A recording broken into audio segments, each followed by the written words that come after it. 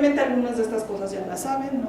Sobre qué es la obesidad, pero bueno, voy a hablar sobre qué es la obesidad y por qué es un problema de salud pública, que creo que tampoco es la gran novedad, ¿no? Que yo diga que en México la obesidad es un problema de salud pública. Tiene una altísima prevalencia en México, como saben, ahorita les voy a dar algunos datos. Tiene mucha comorbilidad con diferentes enfermedades de diferente tipo, o sea, tanto psicológico como orgánico. También está muy ligado con discapacidad y con muerte, pues por las comorbilidades que tiene. Es un problema social, tanto en su causalidad como en sus consecuencias. Ahorita vamos a ver un poquito de eso. Y pues lo que se dice es que la obesidad es de origen multifactorial, es un problema de origen multifactorial. No podemos decir que sea causado por una sola causa. A veces se piensa, por ejemplo, que la persona es responsable del sobrepeso o la obesidad y pues no podemos hablar así, por ejemplo. Entonces se incluyen causas sociales, biológicas y conductuales, familiares, de muchos otros tipos, económicas. Ahorita voy a ir hablando un poquito de cada una de estas.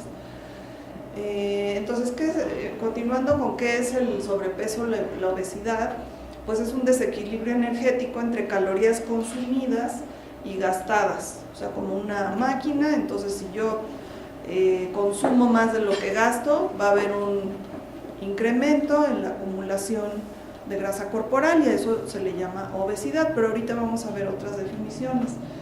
El aumento en la ingesta de alimentos hipercalóricos, que son ricos en grasa, sal y azúcares, pues va a estar ligado con la obesidad, aunque tampoco es necesariamente así, que por consumir estos alimentos voy a subir de peso. Y también va ligado con un descenso en la actividad física, o como lo llamamos sedentarismo, junto con el aumento en el consumo de alimentos. Entonces, cuando lo medimos con el índice de masa corporal, que es una fórmula que es peso sobre estatura al cuadrado, que es una manera de medir y tiene categorías de peso corporal, tenemos que el sobrepeso se calcula cuando tenemos más de 25 o más de IMC, o sea, de índice de masa corporal, y obesidades a partir de 30. O también se puede medir con el perímetro abdominal, que en hombres es 102 centímetros y en mujeres es 88 centímetros. Esta es una manera de medir el sobrepeso y la obesidad con el índice de masa corporal, que es lo que propone la OMS. Sin embargo, hay otras maneras de entender la obesidad. En términos conductuales, por ejemplo, ¿quién sería o cómo sería una persona que tiene sobrepeso u obesidad? Una persona que tiene poca estructura en sus hábitos de alimentación, que por lo tanto lo conduce a errores en sensaciones de hambre y saciedad. El hambre y la saciedad son dos indicadores que nos van a ayudar a saber cuánto comer, o sea, cuándo comer y cuánto comer. Si no sabemos, no detectamos correctamente el hambre, no vamos a saber cuándo comer. Si no detectamos bien la saciedad, no vamos a saber cuánto comer. Entonces son dos indicadores básicos para que nuestro propio organismo nos indique cuánto es suficiente. Los atracones, por lo general cuando pensamos en un atracón pensamos como en comer mucho. En el área de trastornos de la conducta alimentaria, un atracón no es necesariamente comer mucho, pero digamos que el atracón, como se define, es comer grandes cantidades de comida, por ejemplo, lo que comerían 2 personas en una situación normal. ¿Qué quiere decir eso? Que no es Navidad, que no es un cumpleaños, que no es una situación especial. Entonces, es comer una gran cantidad de alimento en un tiempo acotado, como de máximo 2 horas. pero tener además la sensación de no poder parar de comer. Ese es un requisito para que se le denomine atracón. Normalmente no conocemos este segundo criterio, ¿no? El de la sensación de no poder parar de comer. Entonces, aquí no se refiere a este tipo de atracones necesariamente, o sea, sí se refiere a comer grandes cantidades de alimento, pero puede ser que no se tenga esa sensación de no poder parar de comer. Otra forma de verlo es picar alimentos a lo largo de todo el día, o sea, que no me siento a comer, o a lo mejor me siento a comer, pero además estoy picando alimentos, ¿no? Paso por donde está la comida y agarro, y así, todo el día estoy picando. El sedentarismo, ahí como que se metió algo que no era y que come una vez al día. Ok, sedentarismo, bueno, sabemos que es el sedentarismo. Y hay gente que piensa que no comiendo va a bajar de peso, entonces come una vez al día. ¿Alguien aquí come una vez al día? Espero que no. Pero sí hay mucha gente que sale de su casa, no come nada, y hasta que llega en la tarde o noche es su único alimento del día. O a lo mejor sus demás formas de comer son picar o son otra cosa, pero no se sienta a comer. Otra cosa que sucede es que se aprende a reducir la ansiedad a través de la comida, ¿no? Nos enseñan, ¿por qué te ríes? Nos enseñan o aprendemos copiando a través del modelamiento de nuestras figuras parentales, por lo general, o de la gente que tenemos cerca, que si yo siento ansiedad, y no necesariamente, no nada más ansiedad, pueden ser otras emociones, enojo, tristeza, o incluso alegría, que la comida me va a ayudar a pasar por esos momentos difíciles, y es un aprendizaje y así se queda, ¿no? Entonces es la manera en la que yo resuelvo. Entonces, como ven, sí hay un criterio de la OMS así definido con el índice de masa corporal, pero también hay otras cosas que nos pueden indicar cuando una persona no está comiendo adecuadamente. Entonces, bueno, la OMS en su clasificación internacional de enfermedades, que es el CIE, tiene un rubro que se llama hiperfagia en otras alteraciones psicológicas. El DSM no tiene una clasificación para la obesidad, o sea, no se considera, dentro de las enfermedades mentales no se considera a la obesidad, porque en sí misma pues, no es una enfermedad mental, es una consecuencia. Pero en esta clasificación sí hay un rubro que se llama así, hiperfagia en otras alteraciones psicológicas, y que incluye este tipo de cosas como la ingesta excesiva como una reacción a acontecimientos estresantes y que da lugar a la obesidad. Entonces pueden ser duelos, acontecimientos emocionales, estresantes, cualquier cosa que nos pase en la vida que nos someta a un estrés. Entonces aquí podría entrar todo eso. Algunos datos a nivel mundial: en 7,000 millones de personas, así se distribuye las categorías nada más de peso normal, sobrepeso y obesidad.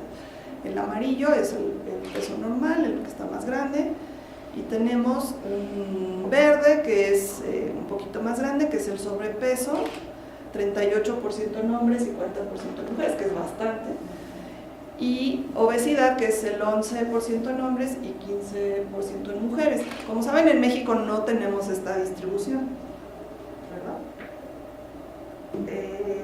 En 2013, 42 millones de niños menores de 5 años tenían obesidad, que es bastante también. En países con ingresos altos y medianos tiende a haber más sobrepeso y obesidad, y tiende a ser más prevalente en zonas urbanas. Ocupa el 5º lugar en factores de riesgo en muerte en humanos. Entonces, pues sí es, al principio que hablaba de un problema de salud pública, pues sí, ¿no? O sea, aunque no hay mucha duda de eso. 2.8 millones de personas por año mueren por causas relacionadas con la obesidad. Aquí en esta diapositiva tenemos a personas mayores de 15 años clasificadas por el índice de masa corporal mayor a 30, o sea, el que corresponde a obesidad, y tenemos a México entre los primeros lugares, ¿no? O sea, los lugares más altos, que es 24.2. Estados Unidos está en el número 1, pero bueno, aquí tenemos otro dato que nos indica de la importancia del estudio de la obesidad. La ENSANUD, que es la Encuesta Nacional de Salud y Nutrición, la de 2012, que es la última que hubo, lo que se obtuvo en cuanto a los datos es que 7 de cada 10 mexicanos con sobrepeso, 7 de cada 10 mexicanos tienen sobrepeso o tienen obesidad. No se puede tener las dos cosas juntas. Entonces, hasta el 73% de mujeres y 65% de hombres tienen ya sea sobrepeso u obesidad. Entonces, no coincide con las otras cifras que estábamos poniendo, que les puse a nivel mundial. En México es mucho más elevado. En niños hay casi 20% de sobrepeso, casi 15% de obesidad, y en adolescentes 1 de cada 5 tiene sobrepeso y 1 de cada 10 tiene obesidad.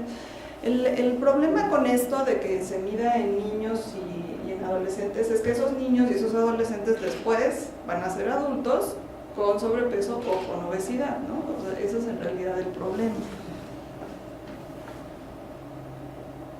Hay dos causas grandes, ¿no? Así como importantes de la obesidad. Una es las causas endógenas y otras son las causas exógenas. Las causas endógenas, que tienen que ver con la herencia genética, le corresponde el 30% de la responsabilidad, digamos, de la obesidad. Mientras que las causas exógenas son el 70%, o sea, yo puedo tener una carga genética, pero el ambiente hace que yo en gran medida tenga sobrepeso o tenga obesidad. No necesariamente por tener la carga genética voy a desarrollar la enfermedad. Entonces se habla de un ambiente obesigénico, que supongo que han oído hablar de eso. Es una palabrita ahí medio como traducida del inglés, entonces suena medio raro, pero ¿qué es un ambiente obesigénico? El que promueve la sobrealimentación y el sedentarismo. Entonces se nos juntan estas dos cosas, tenemos muchísimos estímulos sobre comida, que se nos antoja comer, y tenemos pocas posibilidades de actividad física, y además la tecnología pues hace que seamos más sedentarios, ¿no? O sea, el adelanto tecnológico, que es muy bueno, pero al mismo tiempo hace que ya desde mi cama le cambio la tele y bueno, todas esas cosas que conocemos. En todo esto influye la familia, la cultura y la sociedad. O sea, no es cuestión del individuo. El individuo tiene su partecita de responsabilidad, pero no depende únicamente del individuo. Y el nivel socioeconómico es una de las cosas que tiene mucho que ver, sobre todo en países en desarrollo. ¿Por qué? Porque a partir del nivel socioeconómico, o de eso depende qué podemos comer, cuándo, dónde, ¿no? O sea, qué tipo de alimentos podemos comer. Si yo tengo más posibilidad económica, voy a poder elegir dentro de una amplia gama de alimentos, mientras que si tengo poco dinero, lo que voy a optar es por comer más barato, más a la mano, ¿no? Y con más contenido energético, porque pues me tengo que llenar, o sea, me tengo que saciar también de algo. Entonces, bueno, se plantea una cosa así como tipo circular, en donde no se sabe muy bien qué es y cuál es la causa y cuál es el efecto. Puede haber factores psicológicos o experiencias emocionales que provoquen pérdida en la estructura de la alimentación y sedentarismo, que a su vez va a provocar obesidad, pero también si yo tengo poca estructura y soy sedentario, pues también voy a tener sobrepeso o puedo tener sobrepeso u obesidad, y eso me puede provocar también problemas emocionales y a su vez, ¿no? O sea, es como una cosa ahí que se alimenta una con otra.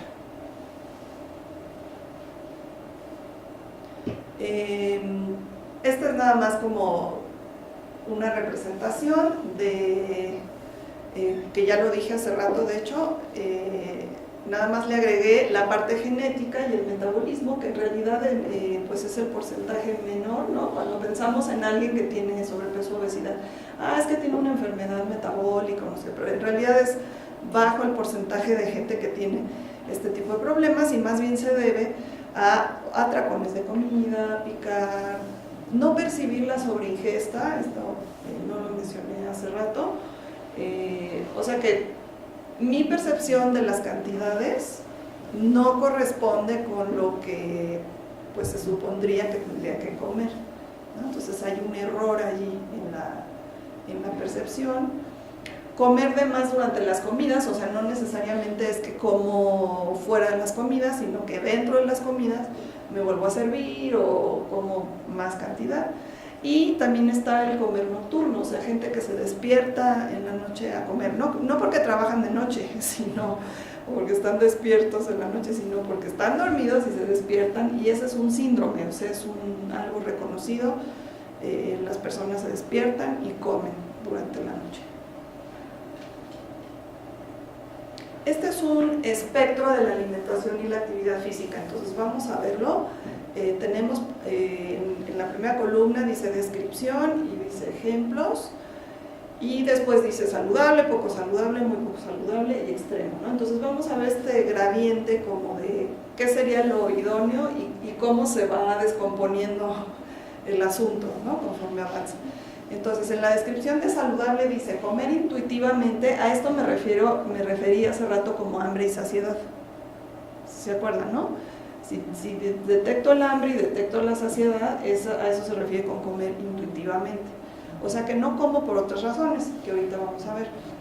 Y hago elecciones saludables de alimento, que esto pues tiene mucho que ver con mis posibilidades.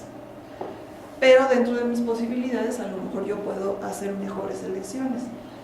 Ejemplos, comidas familiares. El comer en familia es un factor protector para el sobrepeso y la obesidad. O sea, ¿qué significa comer en familia? Que como acompañado de mi familia y que sí nos hablamos, o sea, que no estamos con el celular, estamos en convivencia. Es un rato en el que en la familia se puede platicar qué hice, cómo me siento, qué vamos a hacer, ¿no? Es un espacio que se ha perdido por muchas causas. En la Ciudad de México, entre otras, tiene que ver por la distancia que hay y el tiempo que te tardas en trasladarte de un lado al otro, que no puedes ir a comer a tu casa, ¿no? Los horarios de los trabajos, llevar lunch, o sea, yo me preparo mi lunch y me lo llevo, en lugar de a ver qué como, ¿no?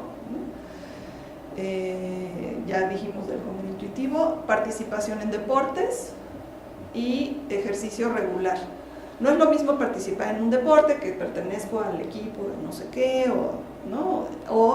y hacer ejercicio de forma regular, que puede ser caminar, ir a correr, o la gente que trabaja en casa, ¿no? Que está barriendo, planchando, levantando.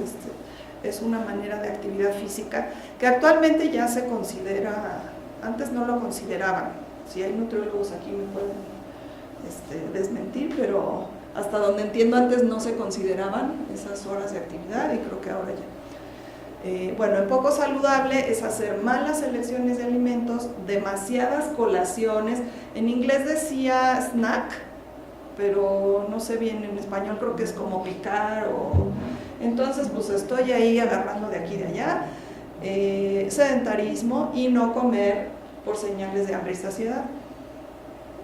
En cuanto a ejemplos, sería comer comida rápida, lunch escolar, que a lo mejor lo compro en la escuela o me lo dan, ¿no? Ya ven que había esto de los desayunos. Elecciones no equilibradas, contar calorías y sedentarismo.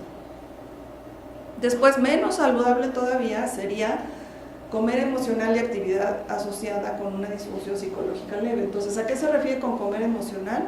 a que como cuando estoy triste, cuando tengo ansiedad, cuando me decepcionó algo, pero no como porque tengo hambre. Y no dejo de comer porque ya me sacié, sino porque sigo enojada, ¿no? Entonces, ahí ya se perdió la alimentación intuitiva. Ejemplos serían comer solo, hace rato hablé del comer en familia, tampoco tiene que ser necesariamente la familia, pueden ser los compañeros de trabajo o los compañeros de escuela. Comer solo, mentir sobre lo que como, esto bueno pues ya se empieza a parecer más a una psicopatología. En la anorexia nervosa, en la bulimia nervosa por ejemplo se miente mucho, pero también en el trastorno por atracón, porque queremos quedar bien, porque nos da vergüenza, porque por muchas causas. Se esconde comida, está el comer nocturno. Aquí hay atracones, como les decía hace rato, sin pérdida de control, o sea, simplemente comer mucho, y que en los hombres se da, creo que con más frecuencia eso de vamos a comer tacos y yo me como 10 y yo 15 y no, o sea, sobre todo en los jóvenes, no se ve aquí el señor se está riendo, entonces creo que sí hacen este tipo de cosas, ¿no? De competir por quién come más. Exceso de ejercicio para bajar de peso. El ejercicio, si bien es bueno, o la actividad física es buena, tampoco el exceso de ejercicio es bueno. O sea, el ejercicio que no disfruto, que si estoy lastimada de todas formas lo hago, que dejo de hacer cosas porque voy a hacer ejercicio, ese es un ejercicio que ya tampoco es saludable. Y luego en el extremo tenemos comer y actividad riesgosa asociada con complicaciones médicas y disfunción psicológica mayor. O sea, ya en el extremo tenemos una persona con una psicopatología alimentaria. ¿Qué es lo que hace esta persona? Restringe la alimentación, o sea, o no come, o no desayuna, o no cena, o no come pan, o no come pastel, o no come, bueno, ahora están de moda los veganos, ¿no? Por ejemplo, no como ninguna proteína animal, ni creo que nada que tiene que ver con animales, todo eso es restringir. No es que no se pueda ser vegano o no se pueda ser vegetariano, pero yo puedo equilibrar mi alimentación, que no es lo mismo a que simplemente restringo porque no quiero subir de peso. Entonces se puede restringir cualquier cosa, ciertas frutas, todo con base en las ideas que tenemos de esto engorda, esto no engorda, ¿no? Luego puede haber atracones con sensación de falta de control, provocarse el vómito, usar laxantes, usar diuréticos, pastillas, todos los productos milagro que hay, los tés, cualquier cosa que pueda entrar aquí como ejemplo de lo que llamamos conductas alimentarias de riesgo, pero ya estamos en el extremo de lo patológico, que después se convertiría en un trastorno ya de por sí, ¿no? Ahí sería un trastorno de la conducta alimentaria. Bueno, ¿cómo se relacionan los trastornos de la conducta alimentaria con la obesidad? Es una manera de ponerlo en un esquema. Está el TCA, que es el trastorno alimentario, sobrepeso, obesidad, preocupación por el peso y conductas maladaptativas. Entonces, si yo tengo preocupación por el peso y la figura, que es lo que está abajo, una persona con un trastorno de la conducta alimentaria le preocupa muchísimo su cuerpo, su peso, su figura, y quiere parecerse o quiere alcanzar un cuerpo delgado o un peso bajo, ¿no? Eso es lo que quiere y le es muy, muy importante. Entonces, ¿qué es lo que va a hacer? Va a tener conductas maladaptativas como las que mencioné hace rato, pero que junto con ellas va depresión, ansiedad y otras cosas que se le van juntando. Eso se va a convertir en un trastorno de la conducta alimentaria, pero también puede causar sobrepeso y puede causar obesidad si no lo hago bien, si todo el tiempo estoy... o sea, si no lo hago bien, quiero decir, si no dejo de comer por completo, no necesariamente voy a bajar de peso.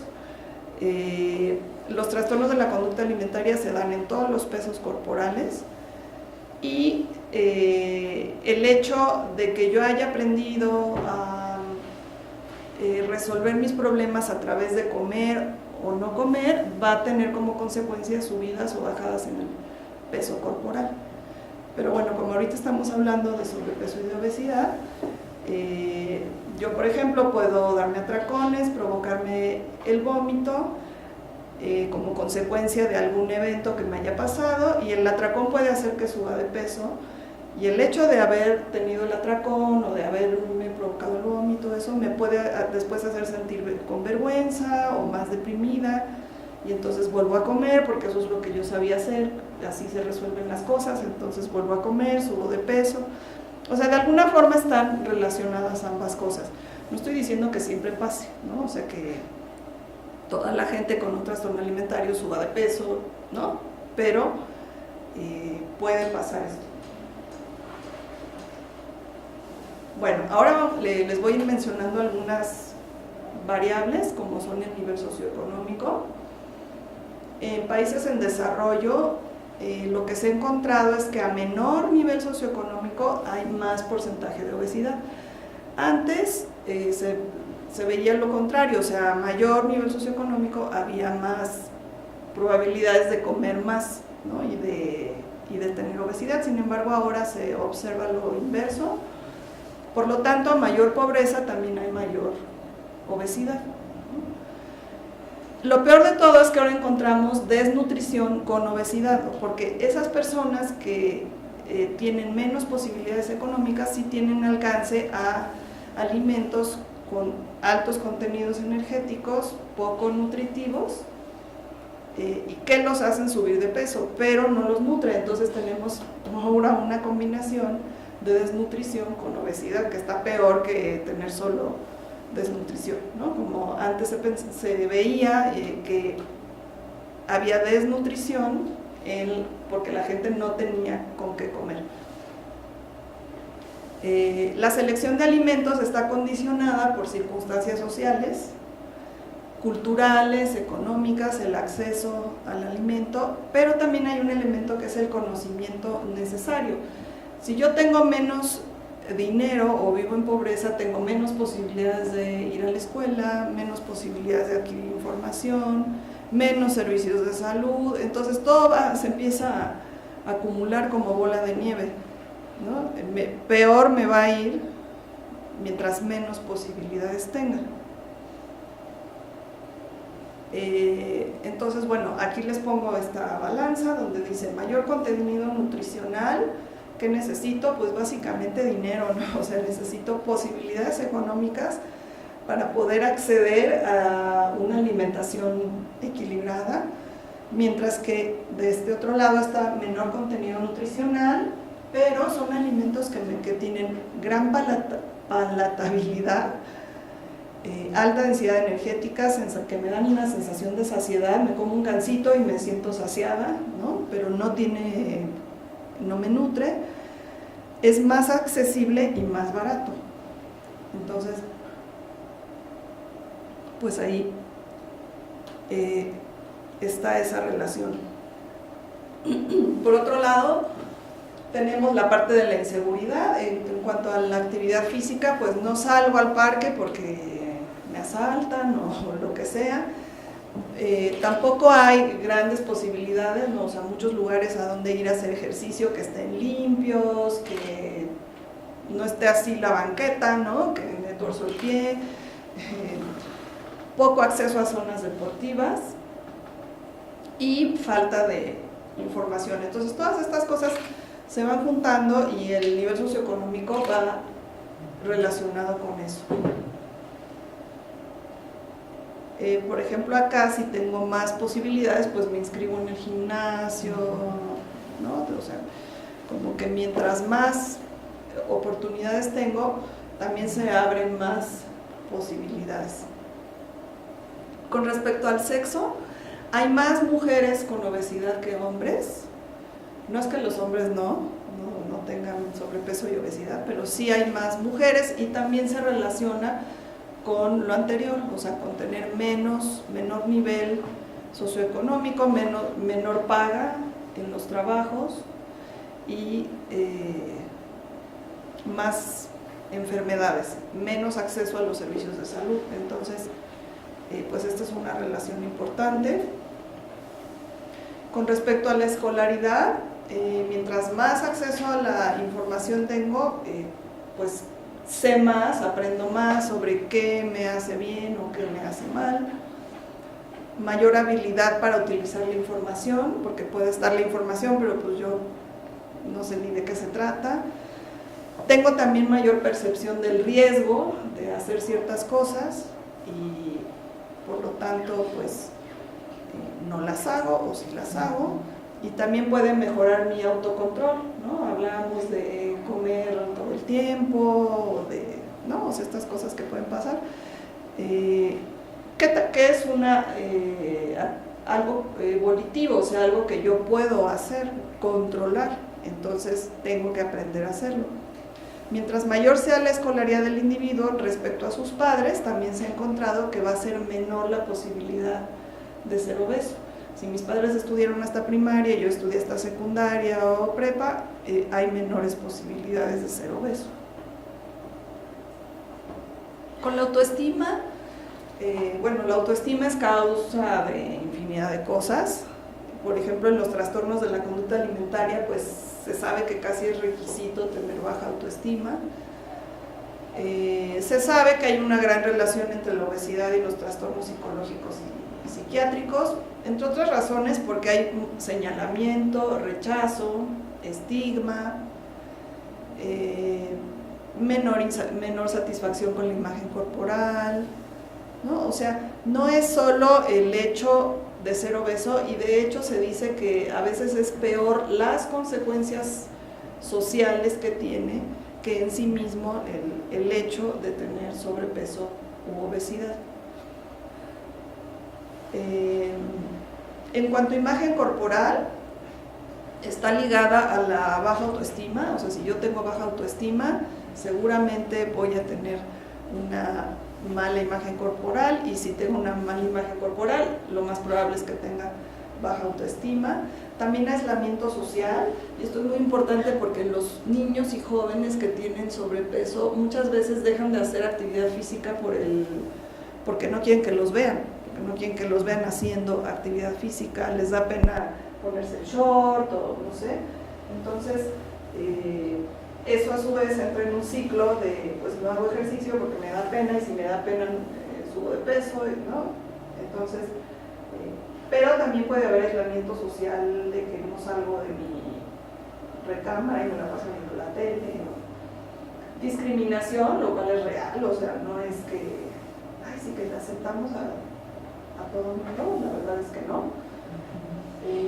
Conductas alimentarias de riesgo, que son todas estas de restringir, atracones, usar laxantes, diuréticos, todo eso trae como consecuencia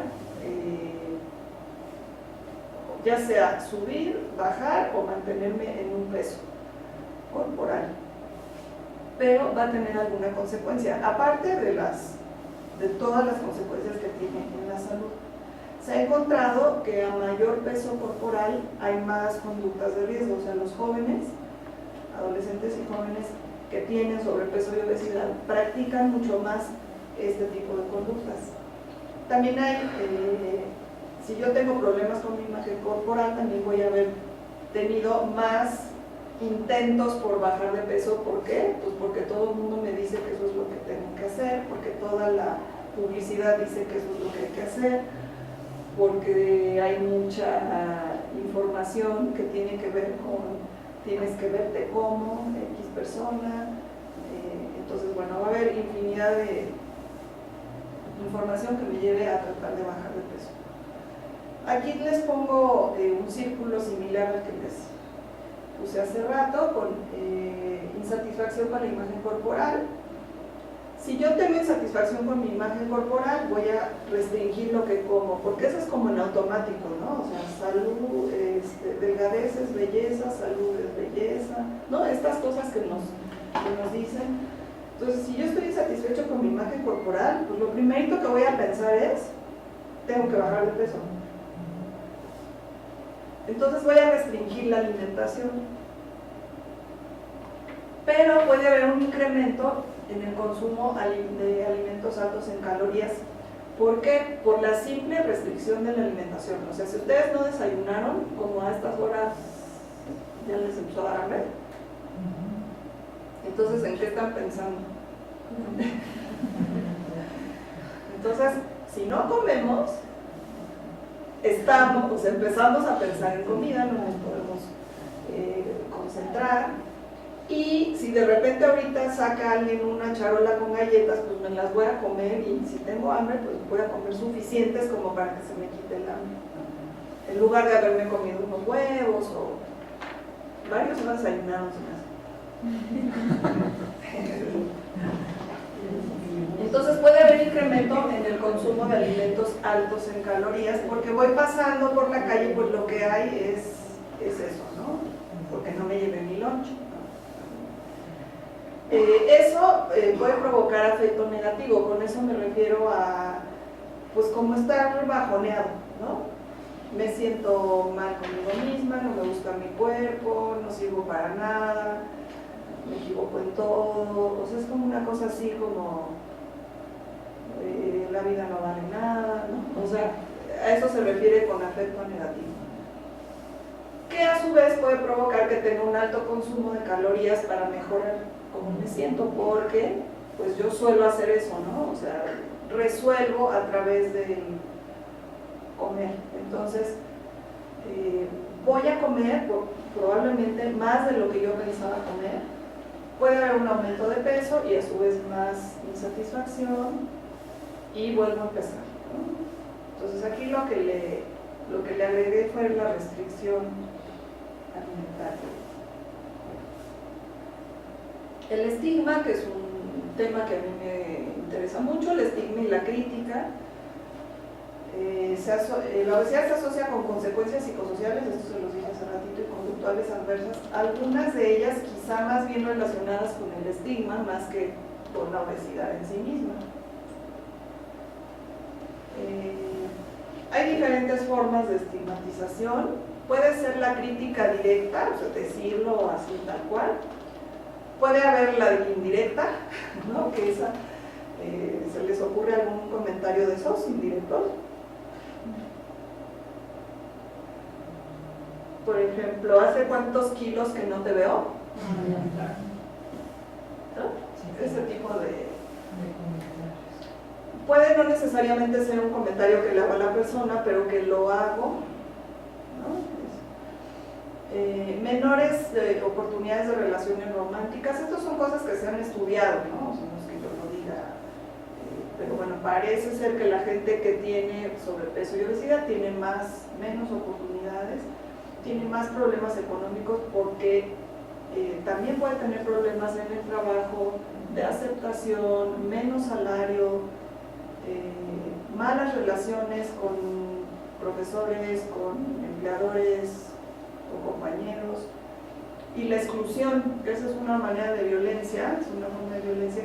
Por ejemplo, las o los compañeros de escuela que le dejan de hablar a alguien o lo excluyen en las redes sociales porque, ay, es que está gorda y ella no entra en el club, ¿no? Cosas así. Se tiene la idea de que las personas con obesidad son diferentes, que tienen una personalidad diferente, que tienen una conducta diferente, que son poco atractivos y que están impedidos. Se han hecho estudios con niños preguntándoles qué asocian con imágenes, ¿no? De un niño gordo, con muletas, con silla de ruedas. Y con los niños que tienen sobrepeso asocian que son tontos, que son lentos, ¿no? Ese tipo de cosas. Pero pues eso está construido socialmente, o sea, no es que el niño, o sea, no es que nacemos con esas ideas. Y que se tiene poca fuerza de voluntad, ¿no? Es que no quiere, es que podría, pero no quiere. Entonces tenemos esa idea, o sea, de que la persona es culpable de lo que le pasa. Son obesos porque quieren, ¿no? Entonces esa es pues una idea que yo creo que de todo el mundo o la ha pensado o la ha escuchado, pero que pues como vimos al principio es un problema en realidad de origen multifactorial. Esto ya se los mencioné hace rato, de las conductas alimentarias de riesgo. En sobrepeso y obesidad se encuentran más conductas alimentarias de riesgo, más insatisfacción corporal, más sedentarismo, y también tiende a haber gente como de mayor edad, que en las personas que tienen menos conductas alimentarias de riesgo y mayor satisfacción corporal. Esto de que hay más conductas alimentarias de riesgo es algo que, bueno, yo lo he estudiado por muchos años y sigue sucediendo. Por ejemplo, en las encuestas de escolares que se hace desde el 97, la última fue de 2012 o 14, no me acuerdo. Bueno, se hacen este tipo de preguntas y se sigue encontrando sistemáticamente que en los jóvenes, porque son de secundaria y preparatoria, que tienen sobrepeso y obesidad, hay más conductas alimentarias de riesgo que nosotros. Aunque se puede, como dije también, se puede tener un trastorno alimentario con cualquier peso corporal, estando desnutrido, el peso normal o peso alto. El maltrato infantil es otra variable que se relaciona, tiene que ver, por supuesto, con depresión. ¿Cómo se liga la violencia con los trastornos alimentarios? A través de la depresión.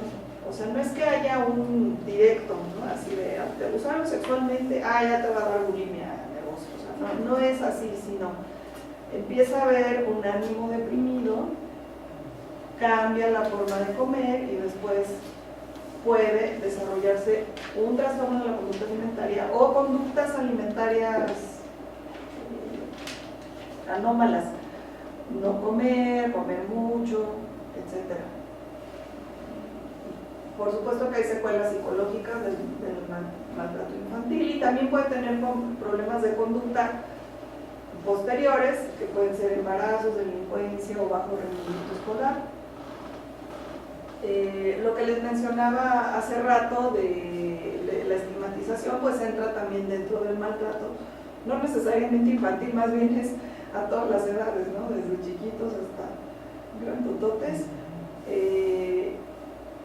Yo podría casi decir que invariablemente una persona que tiene un trastorno de la conducta alimentaria u obesidad, le han hecho un comentario negativo alguna vez, o sea, críticas sobre su peso, su figura, alguna vez.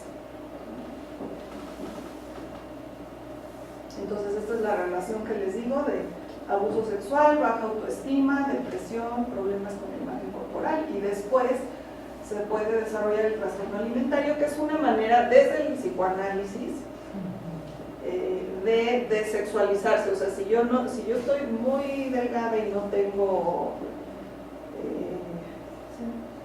sí, pero se me fue las secundarias, los sexuales secundarios, no me falta una palabra. Características sexuales secundarias, gracias.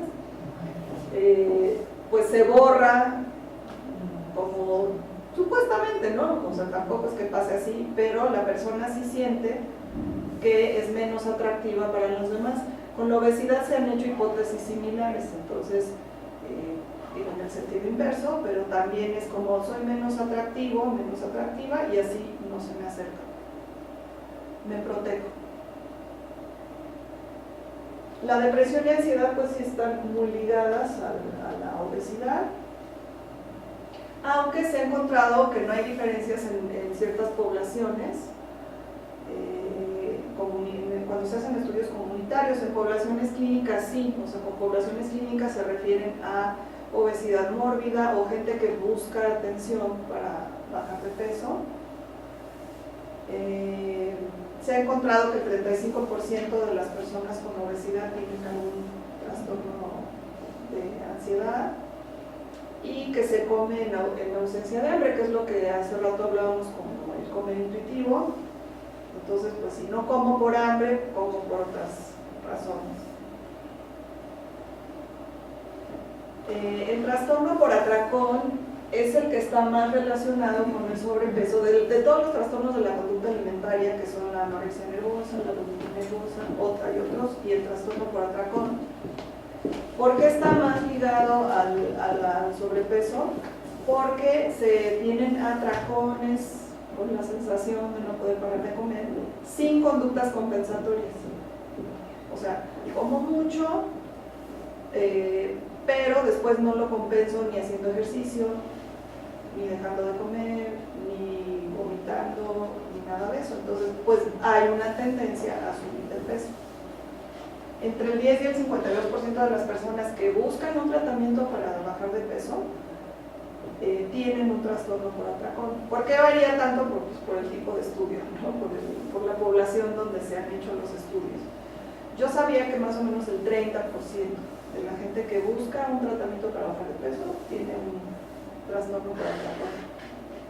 ¿Qué factores hay asociados? Restringir la alimentación desde edades tempranas, mayor número de intentos de pérdida ponderal, mayor índice de masa corporal, mayor insatisfacción corporal, baja autoestima y mayor frecuencia de alteraciones psicológicas, no sé qué dice ahí, depresión, ansiedad y trastornos de personalidad. No existe un trastorno de la personalidad, o sea, no existe así como la personalidad del obeso, eso no, o sea, es completamente falso. Pero sí, ciertos trastornos de la personalidad se pueden encontrar en personas con obesidad. Sobre todo si hay otras comorbilidades y si ha habido maltrato, cosas así. La familia, bueno, pues la familia influye pues, en todo. Y pues hay las influencias genéticas que determinan en gran parte cómo vamos a hacer, pero el ambiente determina pues el mayor porcentaje de cómo le va a ir a una persona.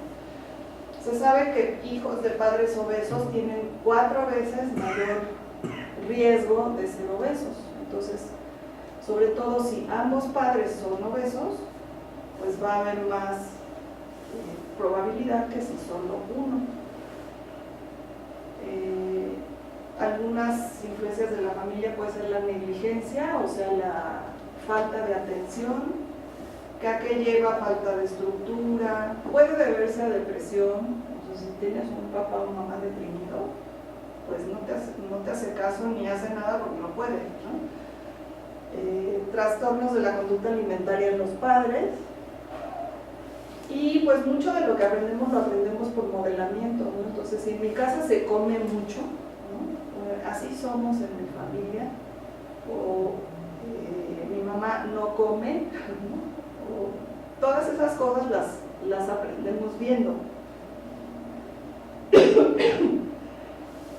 Entonces, bueno, en la familia pues se aprende gran parte de todo esto.